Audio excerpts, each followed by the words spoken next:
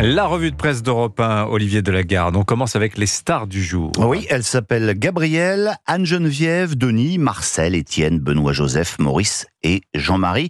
Et quand on les secoue, cela fait du bruit.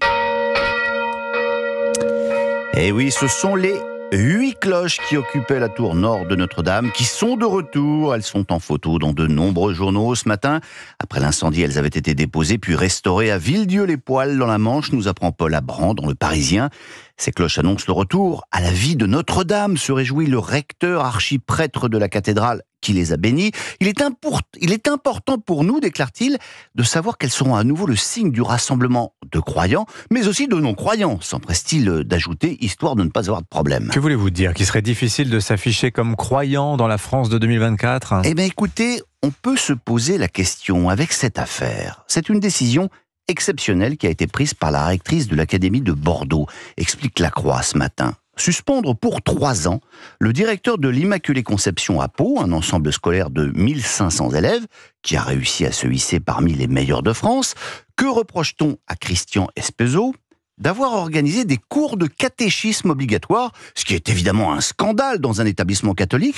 Rappelons quand même que les parents sont libres d'y inscrire leurs enfants ou non, et en toute connaissance de cause.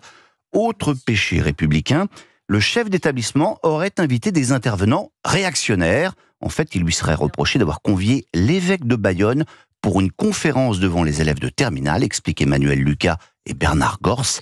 Un évêque dans un établissement catholique. Heureusement que le rectorat est là pour y mettre bon ordre. En attendant, la rectrice qui devait venir sur place a courageusement reporté sa venue. Un autre établissement religieux est à la une du Figaro. Ah oui, vue aérienne de ce qu'il reste de l'église de Saint-Omer après qu'un individu y ait mis le feu. Un saccage parmi d'autres, rappelle le journal, car ce n'est pas un acte isolé. Incendie, vol, profanation. 854 actes antichrétiens ont été enregistrés en France en 2023.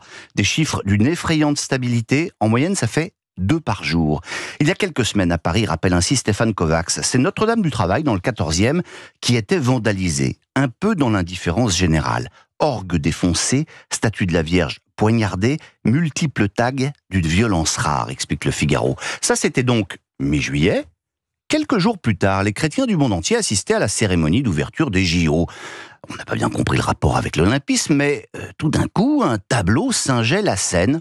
Le dernier repas du Christ, les apôtres étant remplacés par des drag queens. Alors pourquoi je reviens sur cet incident dont on a déjà beaucoup parlé, vous allez comprendre. Le metteur en scène, c'est le cas de le lire, est un homme de conviction, ce qui est tout à son honneur. Militant de la cause LGBT, ce qui est parfaitement son droit.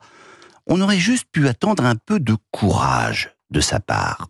Thomas Joly est effectivement interrogé par Télérama cette semaine. Il a même droit à la une. Ne loupez pas cette interview. C'est Fabienne Pascaud, l'ancienne directrice emblématique de l'hebdomadaire, qui opère le bonhomme. Et elle l'attend au tournant. Alors elle commence par l'endormir avec des questions un peu sirpompe, et puis elle y va. Thomas Joly, certains ont cru voir une caricature de la scène de Léonard de Vinci avec des drag queens. Et là, le grand ordonnateur de la cérémonie se déballonne, comme on dit dans les cours de récréation. Loin de moi d'y avoir pensé, je voulais figurer les dieux de l'Olympe, mais un zoom de caméra malencontreux a fixé la scène en banquet alors qu'il s'agissait d'un catwalk de défilé de mode. Voilà, les catholiques du monde entier ont donc enfin l'explication. Ils n'ont pas vu ce qu'ils ont vu. C'est juste la faute de la télévision. Évidemment, on termine par une démarche un peu plus courageuse. Et toujours pour rester dans le même registre, c'est une belle histoire que vous lirez dans le Figaro Magazine cette semaine. Le projet fou des moines de Sainte-Marie de la Garde. Le nom déjà est sympa. C'est dans le Lot-et-Garonne, raconte Guylain de Montalembert.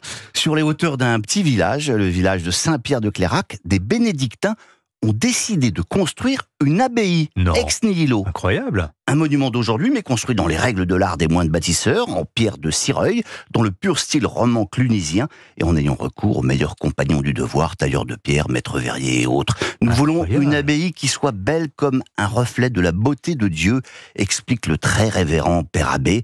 Bon, il leur manque encore 5 millions pour boucler leur budget. C'est une somme, mais après tout, on est très loin des 122 millions qu'ont coûté la cérémonie d'ouverture des Jeux Olympiques. Il faut lancer une collecte. 5 millions d'euros, ils vont les trouver. C'est fabuleux. Saint-Pierre-de-Clérac, dites-vous. Absolument, dans le Lot-et-Garonne. Les moines de Sainte-Marie-de-la-Garde. On va aller suivre leur aventure architecturale. C'est vraiment passionnant. Merci beaucoup, Olivier de la Garde. Vous avez raison d'insister pour dire que Sainte-Marie-de-la-Garde est un très très beau nom.